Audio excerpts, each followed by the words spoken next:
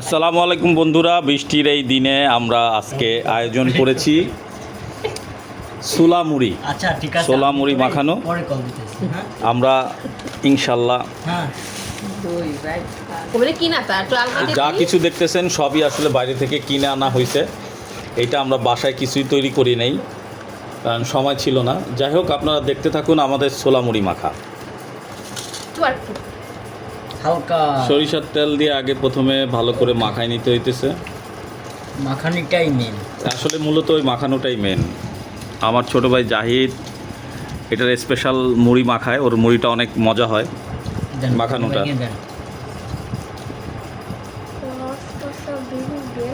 আমার ছেলে অধিক আগ্রহ নিয়ে বসে আছে খাওয়ার জন্য।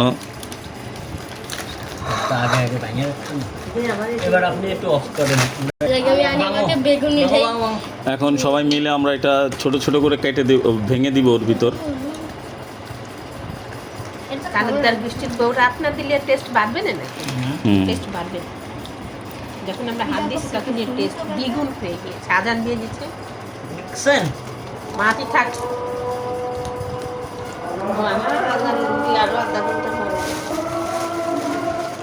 এখন ছোলাটা দিয়ে ভালো করে মুড়িটা মাখিয়ে নিতে হবে।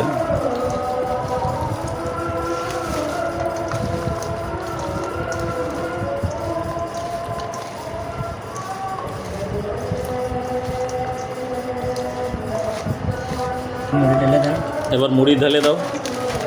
মাখানো কমপ্লিট। তেল কি আর লাগবে? দিলে দেওয়া যায়, না দিলেও হয়। আর একটু তেল লাগে। হ্যাঁ, আর একটু তেল লাগে। তেল দিলে ভালো হয়।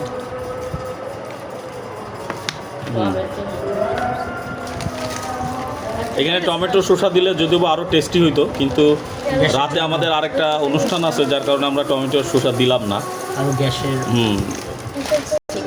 Tomato শসাটাই optional. টমেটো দিলে মুড়ি নরম হয়ে যায়, আর শসা দিলে আমার গ্যাস হয়, এই জন্য আমরা ওইটা দিলাম না। আসতে পারবি আর দিন। আমাদের মুড়ি মাখানো হয়ে গেছে। ফাইনালি মুড়ি মাখানো হয়ে গেছে, মাশাল্লাহ।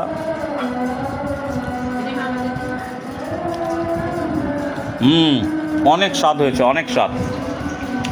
আশা করি আপনাদের সবার ভালো লেগেছে। সবাই এতক্ষণ ভিডিওটি দেখার জন্য ধন্যবাদ।